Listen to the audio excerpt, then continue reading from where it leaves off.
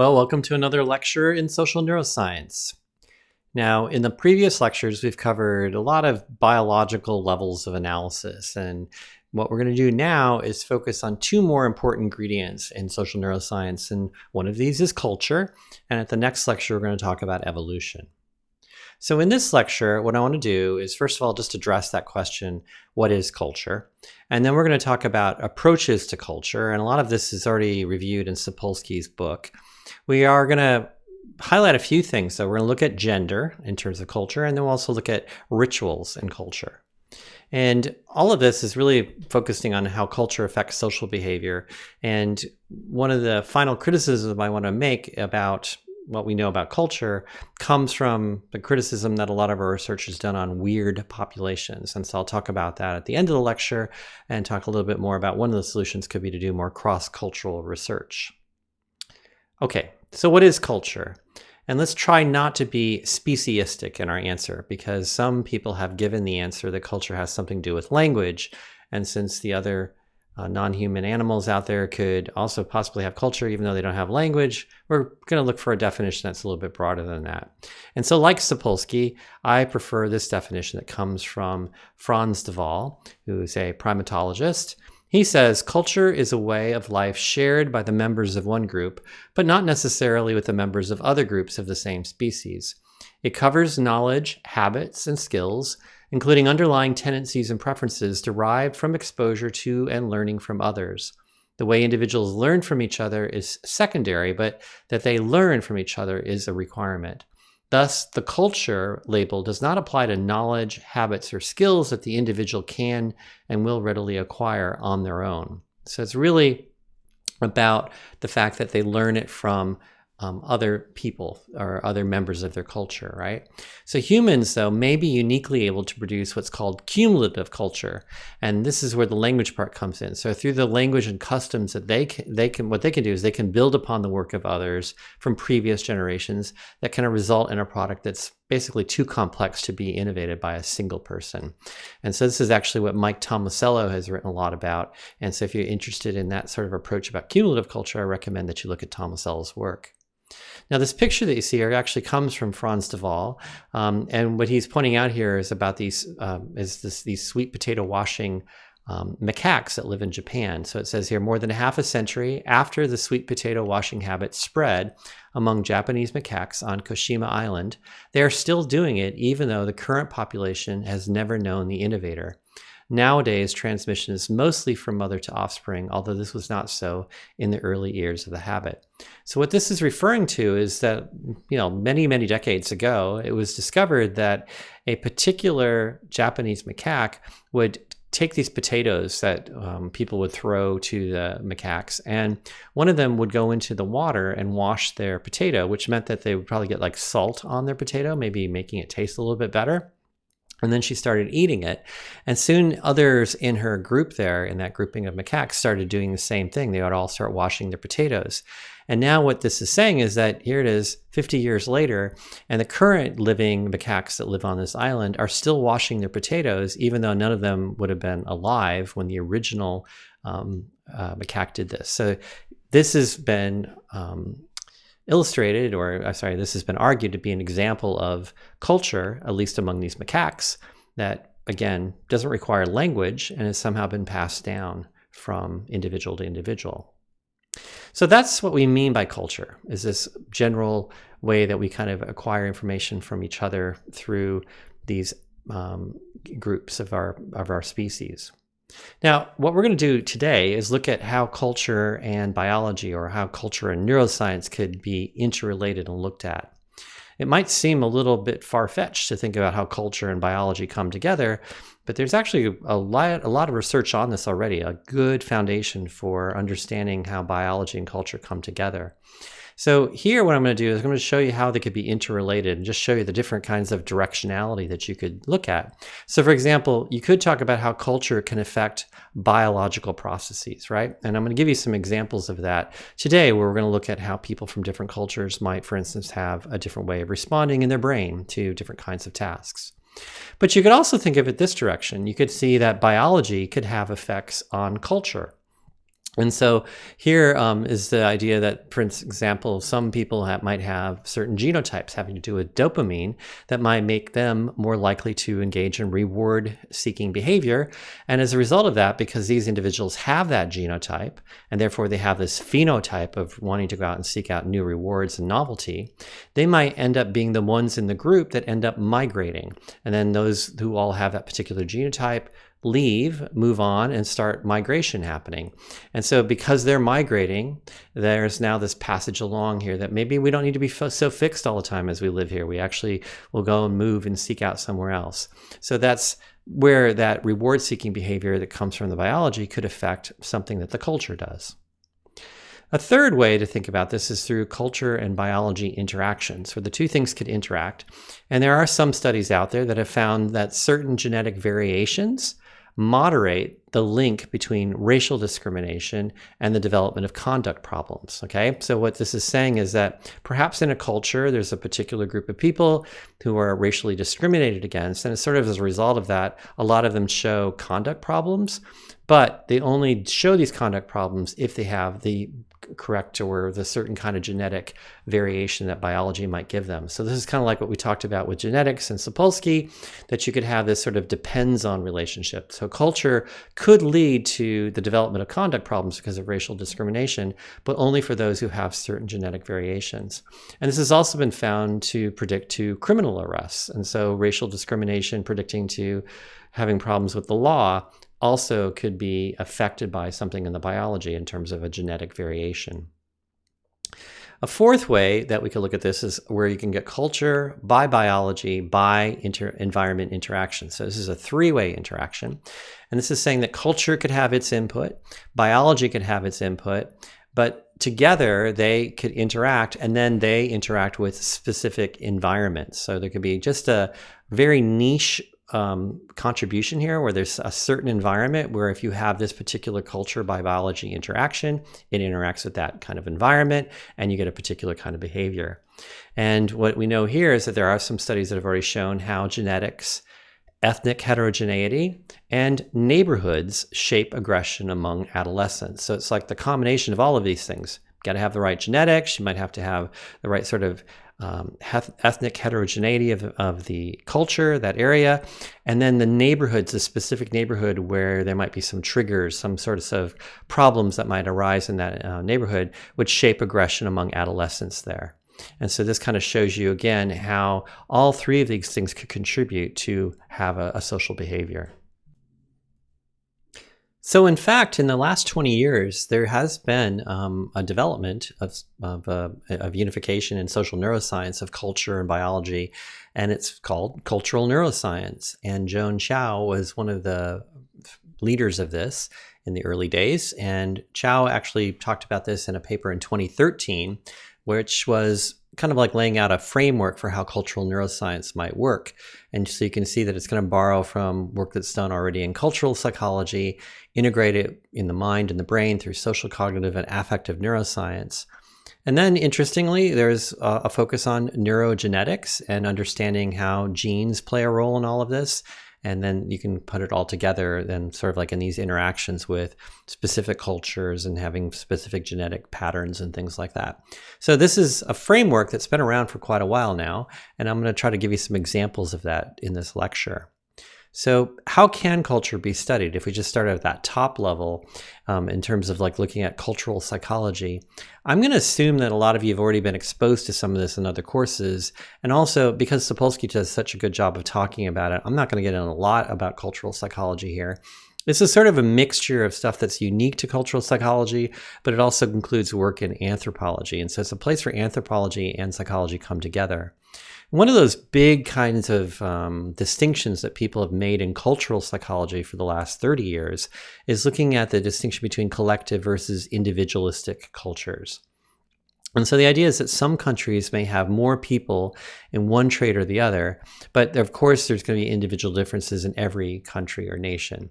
And so the idea here again is that some cultures being more collective would mean that there's more of a focus on the group and harmonizing and being part of a collective, whereas in individualistic cultures, the people there are more focused on their own individual achievements, their identities, their connections just to themselves and how they can improve themselves and so on.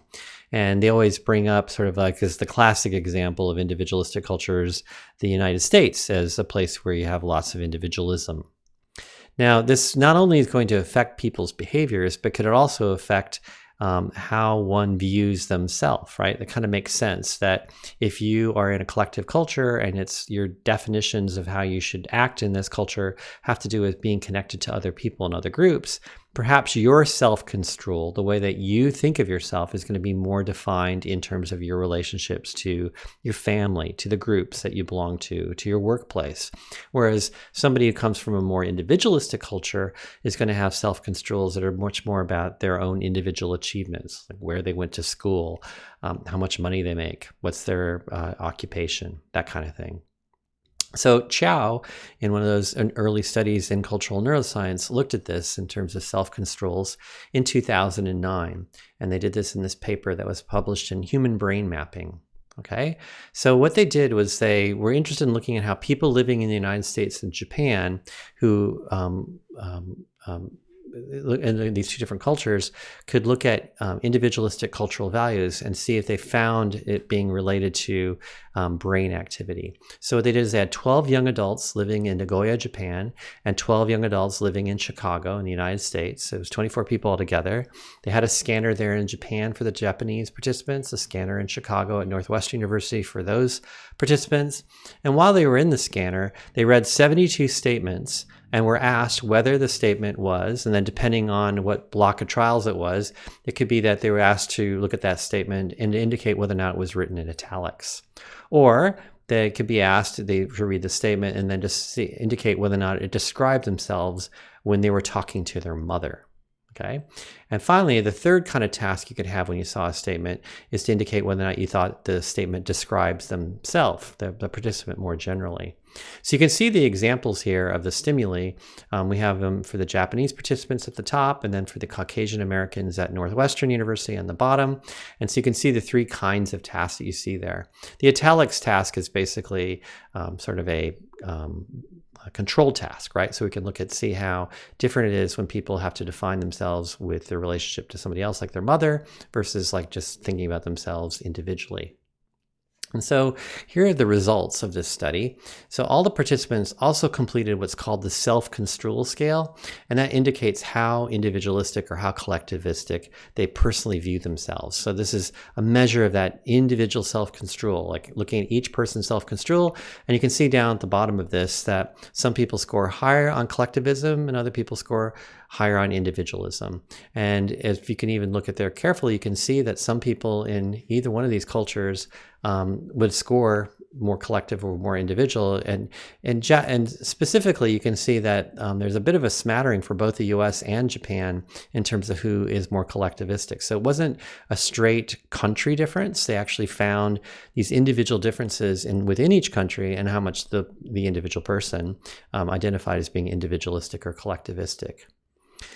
Well, what they found then when they were doing the task was that the anterior rostral MPFC varied by the stimulus condition. Okay, so whether they were looking at the italicized font, making a decision about that, or whether it was a context about their mother, or just in general, there was a difference there. And you can see that in B, the figure that's in the middle here. So there's overall this difference between the three different kinds of stimulus, but that's also depended, though, on the person's self-construal. Okay, so there's an interaction here with between context of the stimulus and whether or not the person's looking at this from an individual or a collectivistic perspective or self-construal. And so their degree of individualism, collectivism was related to their MPFC activity during the context judgments in particular. Now, if you go back and look at B there, you can see that people in the collectivistic culture are showing more MPFC if they are thinking about whether or not the statement describes the relationship to their mother. Whereas people who had an individualistic self-control, they're showing more activity in the MMPFC when they are asked to think about whether or not the trait just applies to them generally. So their self-control is determining their sort of MPFC activity in that context versus general relationship. And then again, down the bottom, you can see, just looking at the contextual judgments, that those people who had more collectivistic self-construals, whether they were in the US or Japan, they're the ones that showed more MPFC activity when they were asked about whether or not the trait would be something that when they were talking to their mother, would make a difference, right? So you can see this nice relationship between how the task itself, and whether or not it's an individualistic versus a cultural task, is interacting with a person's self-construal and their MPFC. Now, that's one sort of finding about collective versus individualistic cultures, at least from brain activity. There's another way that individual and collectivistic cultures might differ, and this could be having something to do with their genetic propensity to be more collective or individualistic. Okay, so this might seem a little strange, but the idea here is, again, that biology might determine somewhat culture. And it could be that there's like a genetic propensity that's different between collective and individualistic cultures. And so this is actually some work that Chow did with Blazinski in 2010. And what they showed here was that collectivist nations show an increased prevalence of people carrying the S allele of the 5-HTT-LPR. Remember, this is something we talked about in a previous lecture, and it's also in Sapolsky. This would be the serotonin transporter gene. So people who have the short allele of the 5-HTT-LPR seem to be more of those people have that in collectivist cultures. Now, why would that be? Why would collectivist cultures have more people that have this S allele of the serotonin transporter gene? Well, remember, what we do know about the S allele is it's related to lower anxiety and mood disorders. So if you have that S allele, or whether you have it or not, but the S allele is related to lower anxiety and mood disorders. But a lot of this S allele effects does depend on childhood trauma or stress. But even so, if we just kind of look at the idea that S allele might be related to how much mood disorders and anxiety you have, it looks like these people in the collectivist cultures, because they might have lower anxiety and more mood disorders, are able to better belong to a group that is, collectivistic. That is, they belong to a culture where people are more interdependent. Now, we don't, of course, know what the cause and effect is. Which came first here? Was it collectivistic cultures were sort of more likely to have people with the S allele survive and end up passing on their genes, or was it the other way around, where people who had the S allele caused the culture to become more collectivistic? All we really know is that there's sort of a relationship between these two things that Chow and Blazinski talked about in 2010. So collectivistic and individualistic cultures is definitely one of the huge areas in cultural neuroscience and cultural psychology in general. And if you continue reading in the Sapolsky text, he does talk about some other distinctions that are really interesting to think about. And as we think about doing future research in social neuroscience, we want to look at is, for instance, the difference between stratified versus more egalitarian cultures.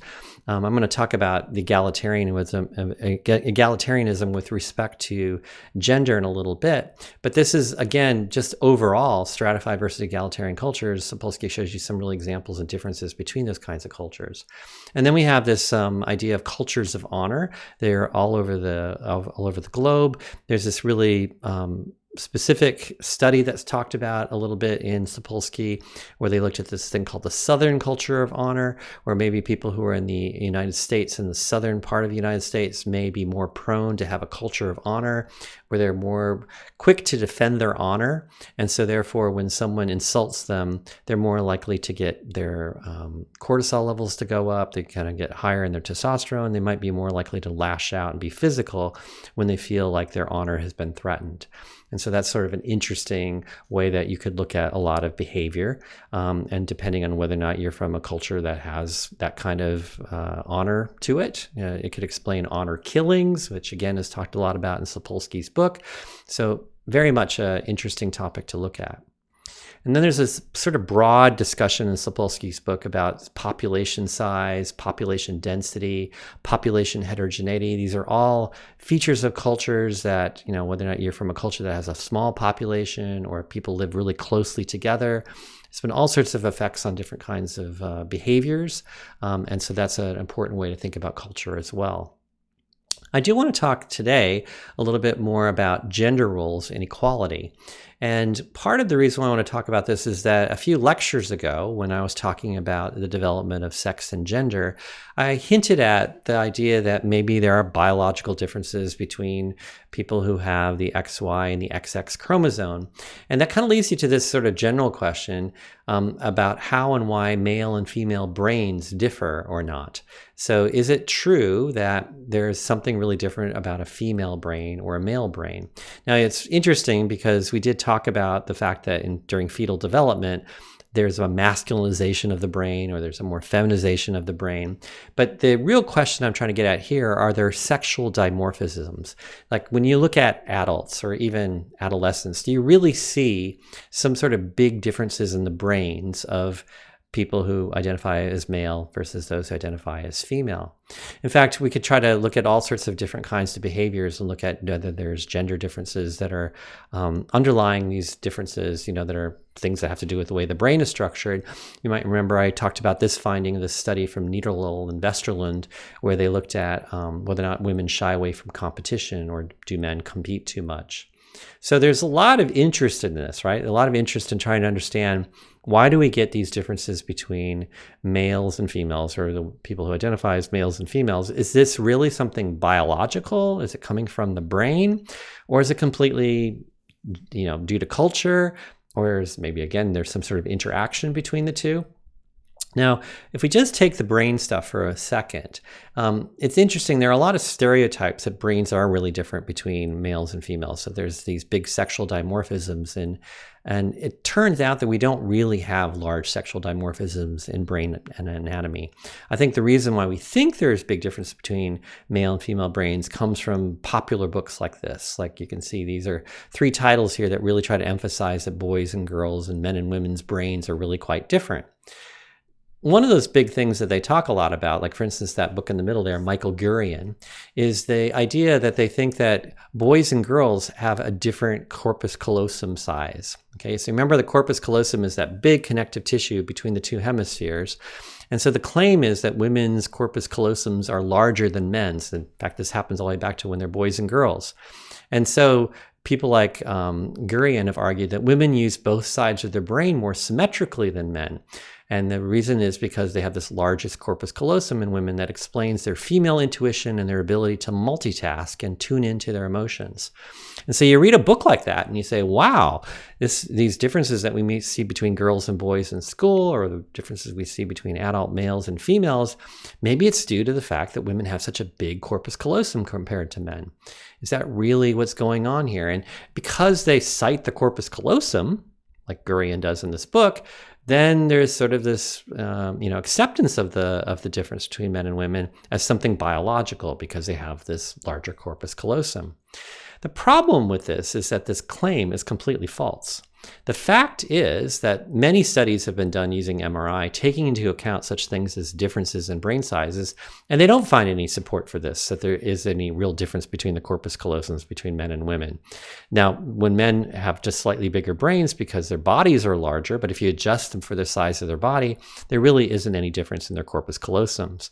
In fact, all the way back to 1997, you can see this Bishop and Walston meta-analysis was conducted, and they reported across 49 studies no significant sex differences in the size or the shape of the corpus callosum. Yet, you'll find people still mention that women have a bigger corpus callosum, and perhaps this is to explain why they supposedly view their differences between boys and girls and how they process information. Another one that you hear a lot about brains between males and females has to do with gender and maths. And again, even though there's not really much of a difference between males and females in mass. Like you go all the way back to this Psych Bull paper in 1990, which involved a very large meta-analysis. I mean, there had been so many studies already done up to 1990 looking at math performance. And you can see that this particular meta-analysis in 1990 involved 254 studies and over 3 million students in this one meta-analysis. And they basically found just a very trivial difference where males are just a little bit, on average, a little bit higher than females on their overall mathematics performance. You can see there's a bell-shaped curve there, and the males are shifted just a little bit to the right, but there are plenty of females who do very well in these math tests and performances, just as well as any males. It's just there's a slight teeny little edge there, and that effect size of 0.15 is a fairly small effect size, where you can see that maybe down there in the lower right tail, there are just a few more males that are going to score higher on these math tests than the females, okay? But that doesn't really suggest that there's some profound difference between male and female brains. This again suggests that maybe there's something cultural that's causing just a slight edge. Maybe males are being rewarded for mass a little bit more, and that's pushing their curve a little bit higher. Or maybe the world is constructed in such a way that males end up having more opportunities to do mass. One point, though, I do want to make before I go on here is that that very slight effect size that you see in this graph could still make a huge difference in what's happening out there in the real world. In fact, that, because of this difference in slight difference here, there could be underrepresentation of women in science, technology, engineering, and mathematics careers just because of that slight difference. That maybe because males just have this slight little edge here on those higher ends of the continuum, that they're the ones that get selected for those particular careers, and that could explain some of the differences in gender in those particular careers. However, going back to the idea that this might be a cultural influence, this is an important study that was published in Science in 2008. And what they did in this study is they looked at 10 different countries that they could get measures of gender equity. Okay, so there are lots of different ways to do it. In fact, in this one, I think they had economic and political opportunities, education, and well-being. So all of these were different measures of gender equality. And then they kind of make a composite measure, and then you can see that they're rank ordered from the left to the right. So Turkey actually had the lowest gender equity. So that means that there might be a very decided advantage for males in that culture in terms of opportunities, education, their well-being. And then over on the far right, we have Norway, Sweden, and Israel. Those would be countries where equity is close to zero, close to zero. It's very high, that there's hardly any difference between males and females on those particular measures. And then what the yellow bar tells you is the difference between boys and girls on standardized math tests. And you can see that in those cultures that have the biggest equity difference between the genders is where you're going to see the biggest advantage for males doing better than females. So with that going down, that just means that basically when the bar is going down, that males are actually doing better than females in Turkey, Korea, Italy. And you get to USA, Portugal, France, and so on. But when you get to those countries on the far right, you can see now the gap is much, much smaller between, like in Norway, Sweden. And then in Israel, it's in fact switched in the opposite direction, where you're starting to see that females have an advantage. So again, if this was really the gender gap in math, or the math differences that we see for gender, it was really something about the brain, why would you see such a huge interaction here with culture? Like, why is culture having such a big difference? Now, it could still be an interaction. It could still be that the effects of whatever the slight differences in the brain are depend on what culture you're in. But I tend to look at this and say, hey, culture seems to be really seems to be contributing to any differences we see on math tests. So perhaps we should be focusing on that first before we start really talking about whether or not there are big brain differences in math, for example. You see, when it comes to gender, society seems quite conflicted over how much of this is culture versus biology. And this controversy about culture versus biology keeps coming up again and again. It'll come up again, for instance, in a couple lectures from now when we consider the role of evolution in understanding mate selection and sexual behavior, the way that males and females might look for different things in their mates. Is that because of culture? Is it because of something that's sort of hardwired from biology? Is it an interaction of the two? Funny thing is, when it comes to humans, we have these sort of debates, but when you look at other non-human animals, we don't really think about culture as explaining, for example, how it is that kangaroos might mate, and there might be a difference between the way male and female kangaroos do their thing. Yet, trying to argue that human gender is strongly influenced by evolution and genetics is really hard to separate from whatever the cultural influences are. So, sort of like the way we talked about how heredity is really hard to determine with genetics, similar thing happens here with looking at gender and trying to explain culture versus biology. It's very difficult to see how you could really separate cultural effects from any particular finding and just look at the biology effects on a lot of these kinds of behaviors. I want to mention there's a researcher down at the University of Melbourne in the business school named Cordelia Fine, who is trained actually as a neuroscientist, and she's written some books on this topic. She warns that some of these biological explanations of gender differences are built really on faulty research. And then she's identified what she calls neurosexism as a problem in this area, that she argues that it looks like some researchers already have like a preconceived idea that they're going to find gender differences in the brain. And because of that, they sort of like maybe interpret their data or design their experiments in such a way that best supports this view they might have. And so even though it might not be an explicit type of sexism, she thinks it's sort of like an implicit neurosexism. And I've had people in this course read some of her books before. We're not doing that currently, but one of those books would be, for instance, Delusions of Gender, that was published in 2010. She had a newer book called Testosterone Rex in 2017. Any of these either one of these books is really good to read. So if you have sometime in the future, I really do respect the way that she analyzes this literature and kind of points out some of the problems with this research that's trying to supposedly show biological differences in gender. Now, what I'm going to show next is just a little blurb, just so you can see how Cordelia Fine talks about this. This is actually I found this up on YouTube. It's her basically plugging that latest book, but I think you can get a little bit of an idea of how she talks about all of this from watching this little ad. What do you think when you hear people calling for gender quotas for senior leadership positions in business and government? What's your reaction when you come across parents campaigning against the marketing of separate boy toys and girl toys?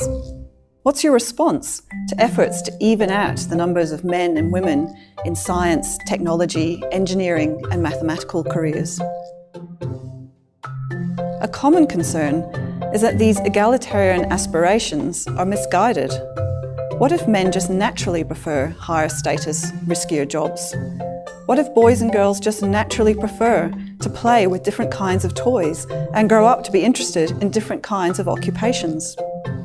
After all, haven't males and females evolved to be different?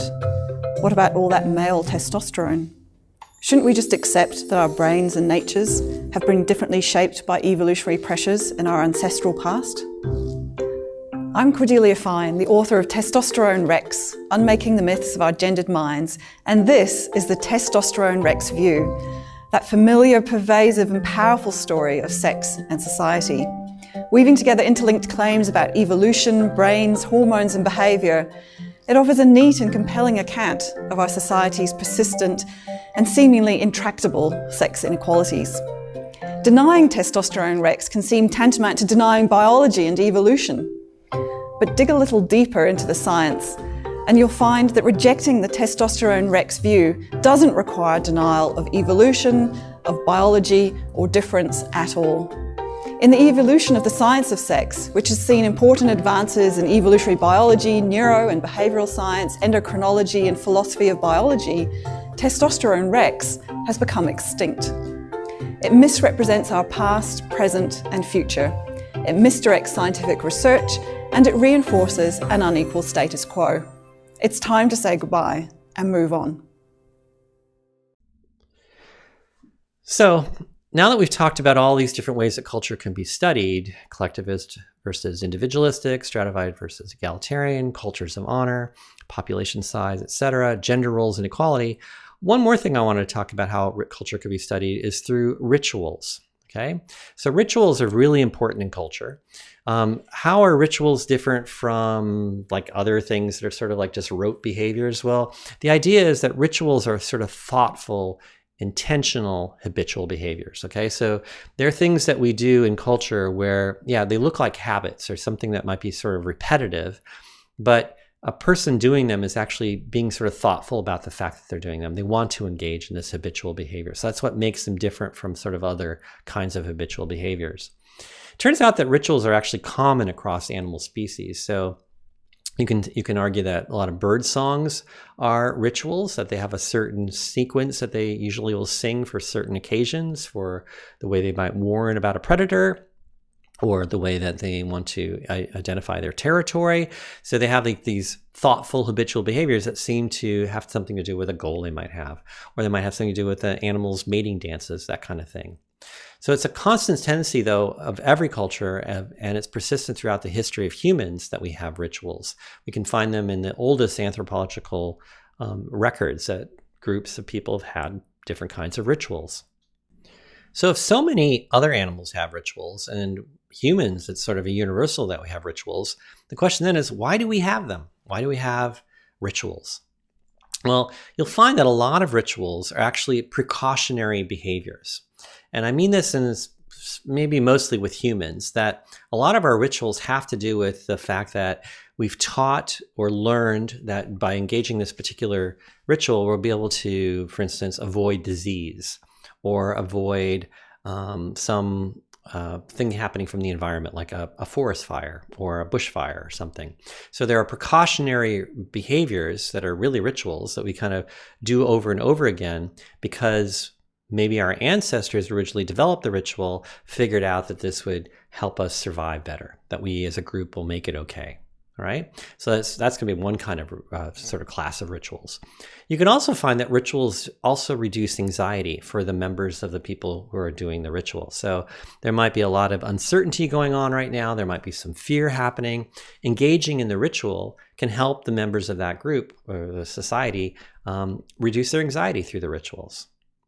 Another thing that's interesting is that some newer research has showed that rituals can help us delay gratification.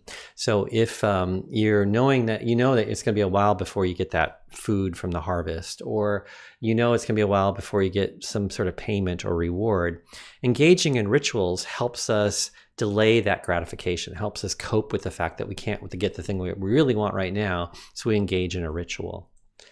They also provide social synchrony for the people in those groups. So this kind of works a lot when you're talking about a small group of people. It could be, for instance, a church congregation, members of people at a temple that all do the same behavior exactly at the same time. That's a ritual that would provide social synchrony. And it's also easy then to spot the person who's not really part of the group or not going along with the group because they're not in synchrony with the rest of us. And therefore, you can also think of it as binding groups of individuals together because they have these shared rituals. So it might be, again, the reason why we've had them for such a long part of our human history is because it was a way to keep the group together. It binds the group together by having these rituals. As an example of a ritual, I thought I'd go ahead and talk about sorry business that you find here in Australia.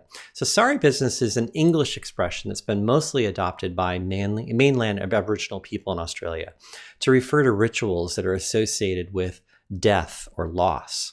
Right? Now, there are many responsibilities and obligations associated with sorry business, and includes attending funerals and participating in what's called sorry business or certain bereavement protocols. I would put this all under the label of like these are rituals about how you're supposed to act and behave when it comes to the time of someone's death or some other kind of loss. So for instance, some of the things that happen in sorry business is that there are rituals around not using the name of the person who's passed away. So you're not supposed to identify them by name. You're not supposed to broadcast the voice of the person who's passed away. Family members are often asked to remain in their homes for some period of time. So they're not supposed to participate out in regular society doing other things. They're supposed to just stay at home for this period of time. There are restrictions on participating in non-bereavement related activities. So if there's a group of people, like some mob that actually had someone very important die recently, perhaps everybody in that group will be understood that they're not supposed to actually engage in any other activities that have nothing to do with this bereavement. So maybe they're supposed to give up working at their particular job or being part of some committee that's going to be making decisions about something else. And sometimes there's a prohibition against depicting the image of the deceased person. And this is something you see a lot in the Australian media, where they'll warn that there might be some image of a person who's passed away because this might interfere with some people and their sorry business. So this is a very long, elaborated set of protocols that underlie this ritual I'll call sorry business here. I'm sorry, the ritual. I'm going to call it a ritual, but sorry business is quite commonly found in among Aboriginal people here in Australia. And it turns out that Torres Strait Islander peoples also have something that's similar to this. And it might not be that they call it sorry business, but there's also some particular obligations, responsibilities associated with the death of somebody there too. So that's one sort of ritual that you can see maybe was developed many, many generations ago. It's been passed down. Maybe there's been slight variations of it again and again, but this would be something that you could pass down from culture to culture, and maybe it helps people with the uncertainty of death, to help them deal with sort of the loss, the feelings, the emotions that have, and then you get sort of an emotional support. You might also get binding of the group this way, and so on. Now, let me give you a more trivial example of a ritual. So here's another kind of ritual I think you could find out there in culture, and that would be playing vinyl records, okay? Now, obviously, at my age, I was somebody who grew up with vinyl records, then I got rid of them when I had my CDs, then I was more than happy to get rid of the CDs and move on to, I should say I also had cassette tapes, but then I moved off of cassette tapes to CDs, and I got rid of my CDs and moved to just digital downloads and streaming and so on. And yet, we now see people going back and digging up these old vinyl record players and buying vinyl records and listening to their music that way. And I think a large part of this might have to do with rituals, that there are a lot of rituals that get sort of caught up with playing a record, a vinyl record, that you don't get when you just hit the play button on your Apple Music app or whatever it is, or Spotify.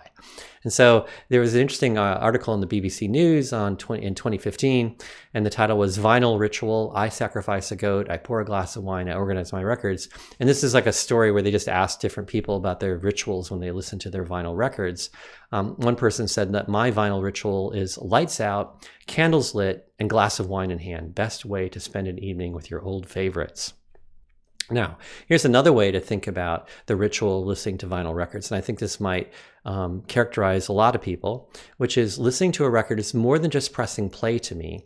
It is a ritual consisting of many steps: powering on the entire setup, opening the dust cover on my turntable, taking out the record and gently placing it down on the spindle, pressing the play button, making the platter spin, gently brushing the spinning record for dust and dirt before finally placing the stylus in the grooves.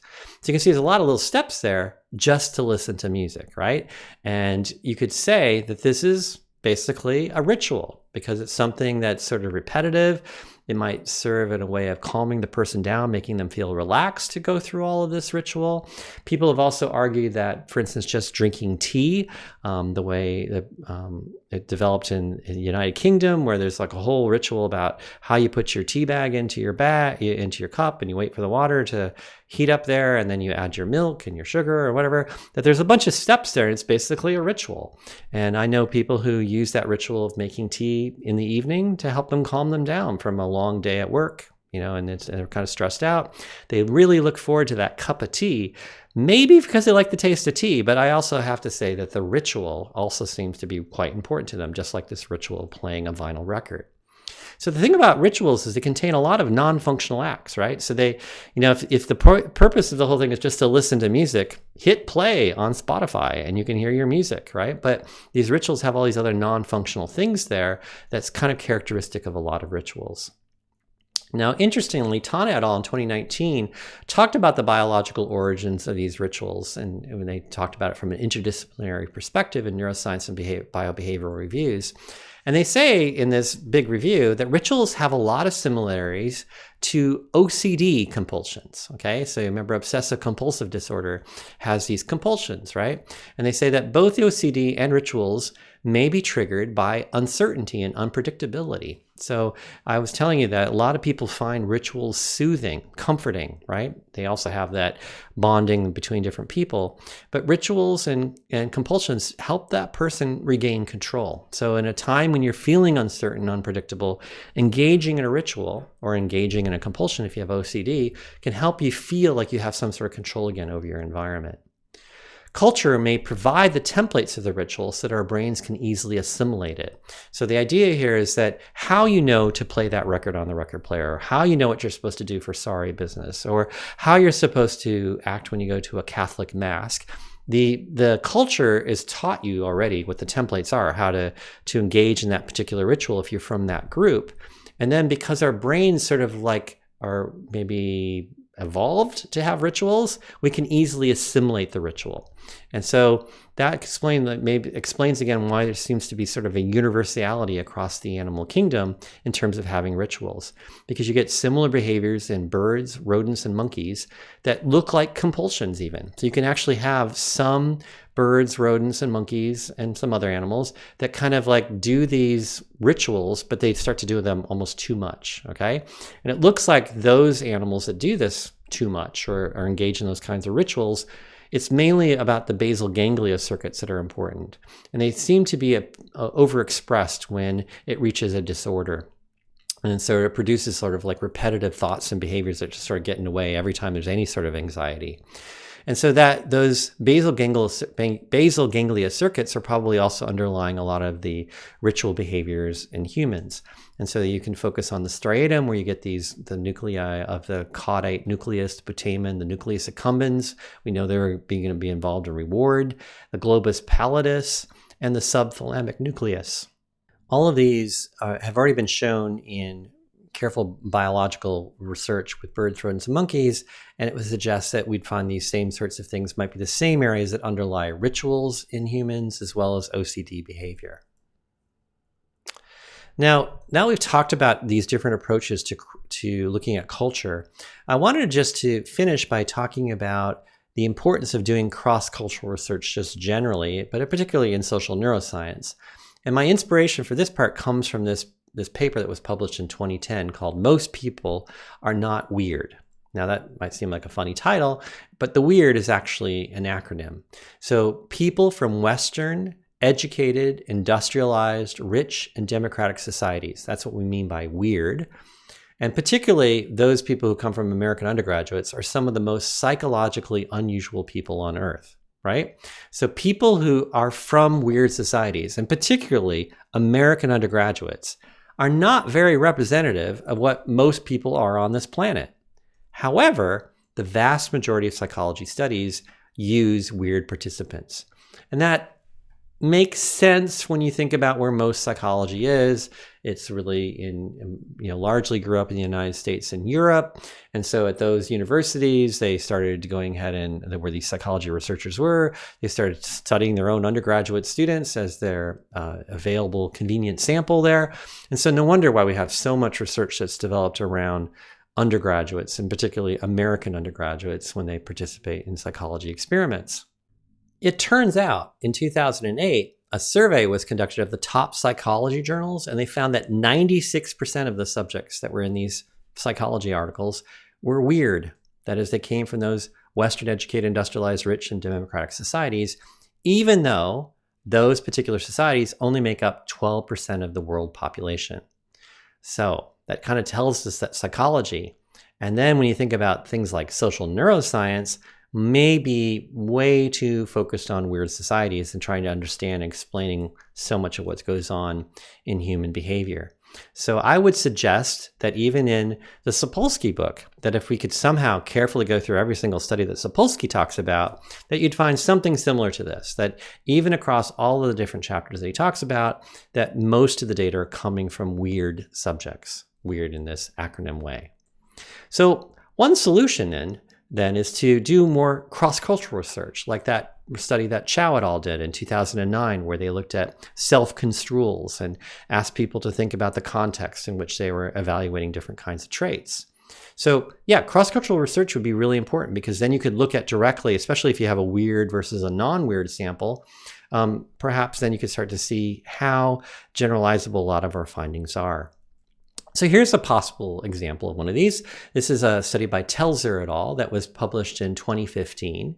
The title is "The Ties That Bond: Group Membership Shapes the Neural Correlates of In-Group Favoritism." So what they say is in the abstract is, in the current study, we made group membership salient by recruiting Chinese and American participants to engage in a pro-social decision-making task during fMRI with an American and Chinese confederate. We found across all participants that donations to the in-group relative to the out-group was associated with increased activation in the ventral striatum. So there's the study where they're kind of like really taking a weird sample, American participants, and comparing them to a non-weird sample, Chinese participants, and saying, hey, do we get the same thing? And they actually seem to be suggesting here in their results that they did find very similar results, the way that the two groups of participants responded in this task. So let's look at this a little bit more carefully. So here's the method from that paper in 2015. And so what you can see is that they had 13 European American and 13 Chinese participants. And what they were doing is, on every trial, they were given the option to donate money to a European or a Chinese confederate whom they had just met prior to the beginning of the experiment. So when they first showed up, they would actually spend some time talking to a European and a Chinese person who were both actually confederates, actors, stooges of the experiment. And they met them, and then they were all three of them got their pictures taken. So the participant's picture is always the one on the left of the pair. And then on the right was, for instance, the Chinese confederate, or if it was in the in-group for the European American, you can see that they showed a picture of the European American confederate. So if a participant is looking at themselves, you can see it says at the top, you can, on this trial, give $5 to yourself or $8 to that other person. They wouldn't have the word participant and out-group confederate, right? See, every trial for 124 times, you're going to make a decision as a participant. Do I want to give that money to me, $5, or I could give $8 more money to the other person? Okay. And down at the bottom, you can see what Chinese participants would have seen, which is that there's the Chinese participant on the left, and he's going to see a European American confederate, the same one that was used above. But this time, that person would be considered the out group because they're not a member of their own ethnic group. And then over on the right, you can see the participant is now considering whether or not to give their money to somebody else who's also Chinese. So you can see that as an in-group confederate. Now that dollar amount, $5 or $8, varied on every trial. Sometimes it was like $1, $9, $4, $6. So there was different amounts given. And then they would also have like a block of trials where, well, actually what they did was they had 3 different blocks of trials. And so in one particular block, they were just making this decision between themselves and the out group. Okay, so every time there was a trial in that block, it'd be a picture of the two of them with different amounts of money, and you could decide which one you wanted to give the money to on that trial, and then the computer was going to supposedly keep track of your decision. Then you would have a block of trials where it was just you and your in-group confederate that was paired with you, and so you made a bunch of choices between yourself and the in-group. Okay, so they are making people just always choose between themselves and the out-group in one block of trials, and then another block of trials are doing it between themselves and the in-group.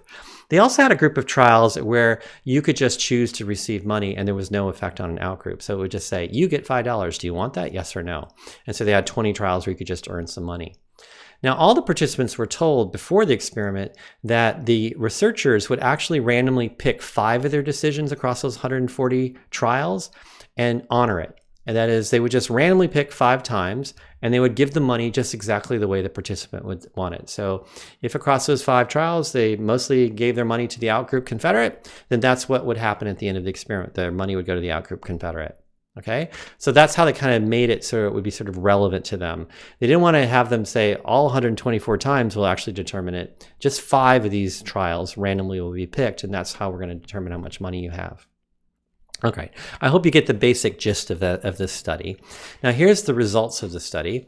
In terms of the top finding there, you can see that both groups of participants showed increased activation in the ventral striatum when they were donating to their in-group than they did when they donated to their out-group.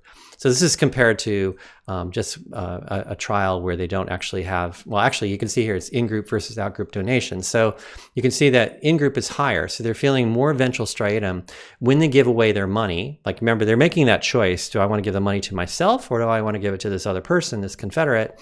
And if that other person is a member of their in-group, they actually have more ventral striatum. So it seems to be sort of rewarding to show bias towards the in-group and not give the money to the out-group. And that was the same for both the European, American, and Chinese participants. The other big finding was that those who identified more with their ethnic group showed more activation in the VLPFC and the ACC, which are areas that have more to do with control, self-control, and how to make their decisions, and mentalizing areas like TPJ and DMPFC when they were donating to outgroup members. So on those trials where they're having to make that decision about giving money to the outgroup, and when they look at how they chose the outgroup sometimes compared to how they chose the in-group, a lot of it had to do with their identification of how Chinese they felt or how American they felt. And so you can see that the more American they felt or the more Chinese they felt, which is what cultural identity is, the more likely it was that they were going to show left DMPFC, left TPJ, and ACC activity when they did actually choose to give money to the outgroup compared to the in-group. And this was actually slightly more so true for the Chinese participants. All right, so that's the basic findings of this study, right? So just trying to show you that reward and control is being affected by the whether or not it's the in-group or the out-group. And they're basically finding that both groups do the same thing, right? That's what they said in the abstract, that there really wasn't a difference between Chinese participants and American participants here. Not really. And that kind of bodes well for that whole criticism of weird, right? Because here's a study where they directly compared weird participants, those guys that are in America, with the ones that are Chinese, and they're finding really not much of a difference. This sort of reward for showing bias towards your in-group seems universal, at least across these two different groups. But before we finish with that, I just want to say, where was this study actually done? Now, I've sort of misled you a little bit, and I only misled you because this is the way it actually appears in the article. If we go back and say, where did they actually conduct this study? Well, they conducted this study at the University of Illinois, which is in the Midwest, right in the middle of the United States. It's actually near where I grew up. And so you can see there's a picture of the University of Illinois campus, students walking to class. Now, they say that all of their American participants were actually born in the United States, and all their Chinese participants were born in China and had moved to the United States less than 1 year prior to their scan. So what they're saying is essentially they got a group of Chinese international students who are studying at the University of Illinois to be their Chinese participants, and they've been living there less than a year. And they say prior to the scan, all participants were trained on the prosocial task. Chinese participants were trained in Chinese by a native Chinese speaking experimenter, and the American participants were trained in English by an American experimenter. In order to bolster the validity of the task as well as the salience of cultural identity, following the training, each participant interacted with one American Confederate and one Chinese Confederate, both gender and age matched. Okay, so I just want you to think about that a little bit.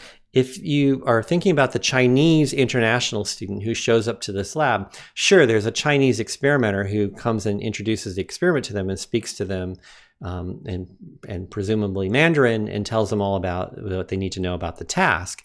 And then they're put into a discussion or a meet and greet thing where they meet an American Confederate and one Chinese Confederate. This is all in the context that they're in a scanning session at the University of Illinois, which is not a Chinese country. It's not a Chinese cultural context. In fact, it'd be relatively rare to see other Chinese people if you are studying there at the University of Illinois. I mean, you can find them at different organizations and so on, but this is not the same thing as if they actually had studied these people in China, right?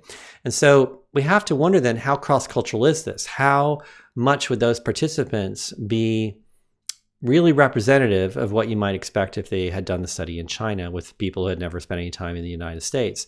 Maybe there's something unique about the particular individuals who come over from China and study at the University of Illinois.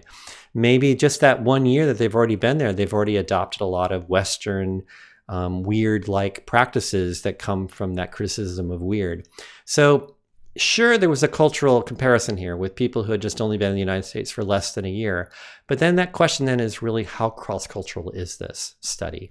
Does it really mean that we can say that they rose above the criticisms of the weird paper that was published back in 2010? Please don't get me wrong. I don't mean to be particularly critical of this research practice, if you think about it, it's actually quite difficult to try to run exactly the same study in two different countries when you're doing social neuroscience. You'd have to make sure that the scanners were exactly the same, that the practices of the experimenters were the same. There's just so many things that if you are really going to try to do a test of people in different cultures at the same time, that when it comes to neuroscience, there's a lot of variables here. There are a lot of variables that could be different, and it can be really hard to match them across the different cultures. So conducting social neuroscience in different cultures is quite challenging, and maybe that's why we're not seeing as much of it as we'd like to have, especially in certain cultures that maybe, for instance, don't have the tools, the fMRI scanners, or maybe there isn't some way to do the genetic sampling or something to do with the hormone samples or whatever it happens to be that the method is that we want to use in social neuroscience. There are going to be a lot of places where it's really difficult to actually measure the people in that culture using these social neuroscience methods. So I'm going to finish my lecture here and just say again that what we looked at is a few different things. We've talked about what culture is. We've talked about different approaches to culture by reviewing some of the topics that are covered in Sapolsky's chapter. We looked specifically at gender and rituals as possible places where we could look at how brain and biology could have a role. And then finally, we considered this criticism of a lot of psychology research that it relies too much on weird populations and how cross-cultural research could be a possible solution to all of this, but is also very difficult to do when we're talking about social neuroscience research. So that's all I have for this lecture. I look forward to seeing you at the next lecture.